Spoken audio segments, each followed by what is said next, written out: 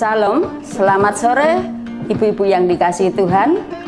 Selamat bertemu kembali dengan ibadah PWK Gia Chandrokusumo. Walaupun pada saat kesempatan sore hari ini kita masih beribadah lewat ibadah online.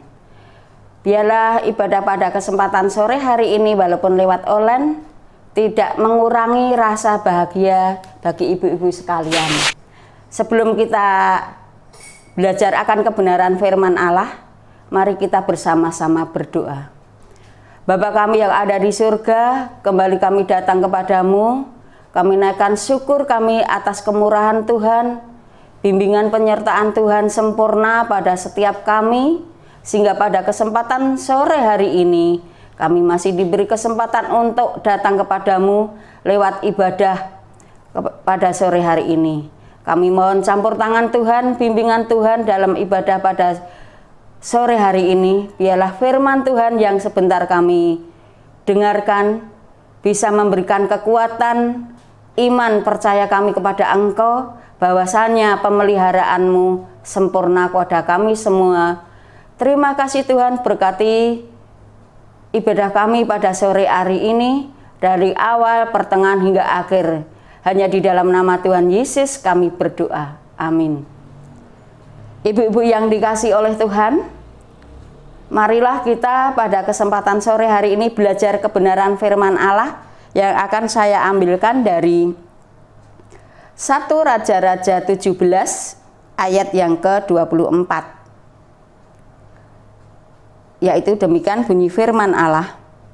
Kemudian kata perempuan itu kepada Elia, "Sekarang aku tahu bahwa engkau abdi Allah, dan firman Tuhan yang kau ucapkan itu adalah benar."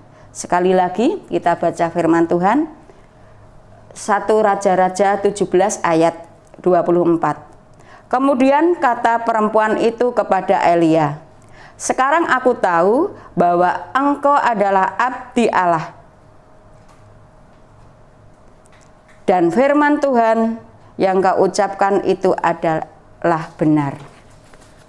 Ibu-ibu yang dikasihi Tuhan, kesempatan renungan pada sore hari ini akan saya beri judul Berkarya, Diberkati, dan Menjadi Berkat. Wanita-wanita cakap Gia Chandrokusumo yang dikasihi Tuhan, marilah kita pada saat sore hari ini kita belajar akan kehidupan Nabi Elia. Pada waktu itu keadaan bangsa Israel sedang mengalami kekeringan karena tidak ada hujan kurang lebih 3 tahun. Sehingga bangsa Israel mengalami paceklik. Bangsa Israel mengalami kelaparan dan kemiskinan. Dan pada saat itu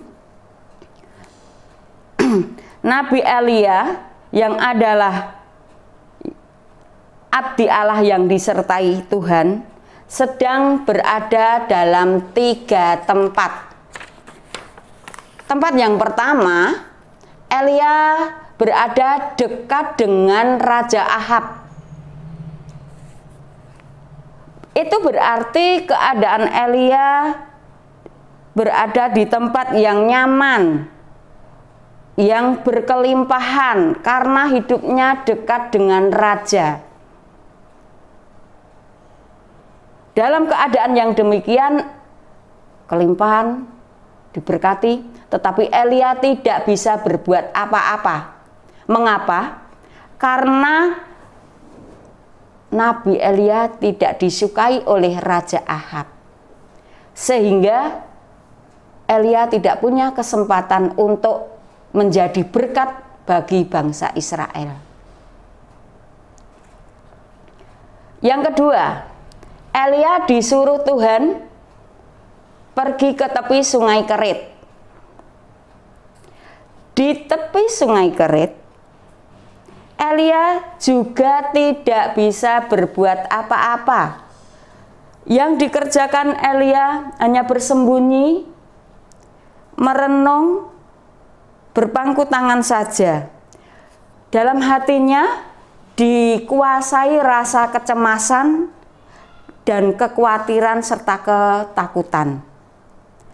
Dalam keadaan seperti itu, Elia hanya mendapat berkat dari Tuhan, yaitu berkat secara jasmani yang setiap pagi, siang, sore dikirim oleh Tuhan makanan lewat burung gagak. Ya. Elia hanya menerima berkat, tetapi Elia tidak bisa menjadi berkat bagi orang lain. Yang ketiga, di sini Elia disuruh Tuhan ke daerah Sarfat. Di Sarfat inilah Elia bisa berkarya, bisa menjadi berkat. Terbukti ketika Elia bertemu dengan janda Sarfat yang pada saat itu sedang mengumpulkan kayu bakar untuk masak. Elia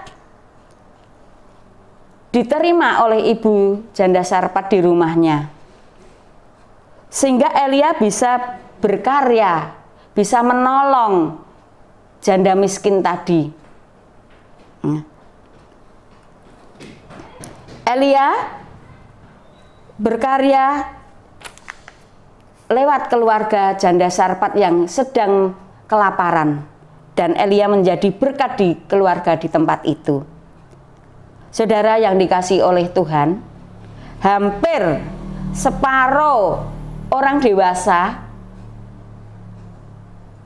hidupnya dihabiskan di tempat kerja. Ya. Oleh karenanya, tempat yang strategis sangat menjadi dambaan atau incaran setiap orang. Karena di tempat yang strategis itu menjanjikan masa depan yang cerah, kehidupan yang mewah. Jadi tidak jarang orang yang hidup biasa-biasa. Mereka yang berkarya pasti mencari kesempatan yang enak untuk masa depan mereka. Mereka ingin sukses dan ingin berhasil.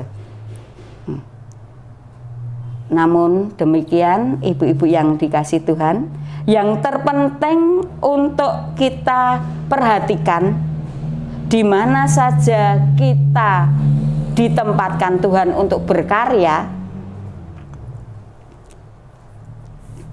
kita harus berkarya, harus bekerja, ya, tidak membeda-bedakan tempat yang enak, yang menjanjikan, ataupun sekalipun Tuhan menempatkan kita di tempat yang tidak nyaman pun, kita harus bekerja, kita harus lakukan pekerjaan itu dengan senang hati. Kita sadari bahwa pekerjaan yang kita kerjakan itu asalnya dari Tuhan.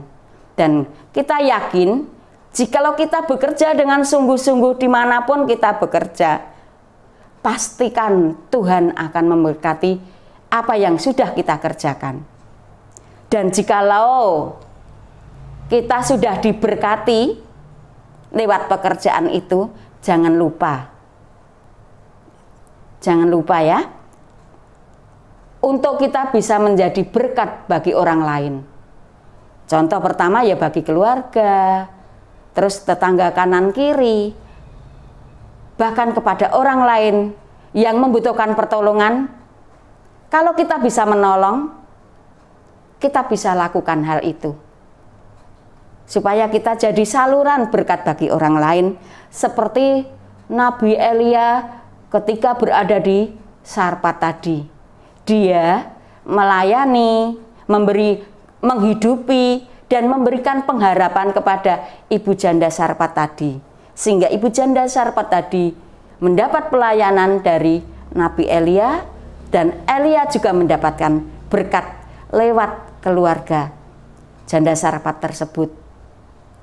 Melayani tidak harus menunggu besok kalau kita sudah mapan hidupnya atau sudah berpenghasilan tinggi, tetapi ketika kita mau melayani dalam keadaan apapun, Tuhan akan bekerja lewat kita.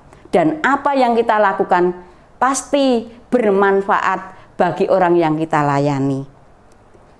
Jadi saudara-saudara, antara berkarya, berkat, dan menjadi berkat adalah satu kesatuan yang tidak bisa dipisah-pisahkan, yang seharusnya tidak dipisahkan. Itulah yang dikehendaki Allah. Saudara yang dikasihi Tuhan, renungan pada kesempatan sore hari ini firman Tuhan katakan, pastikan kita berkarya, pastikan kita menerima berkat, dan pastikan kita menjadi berkat bagi sesama kita. Tuhan Yesus memberkati kita. Amin. Nah, ibu-ibu yang dikasih, pada hari ini ada saudara kita atau ibu kekasih kita yang sedang berulang tahun, sedang berbahagia. Siapa dia?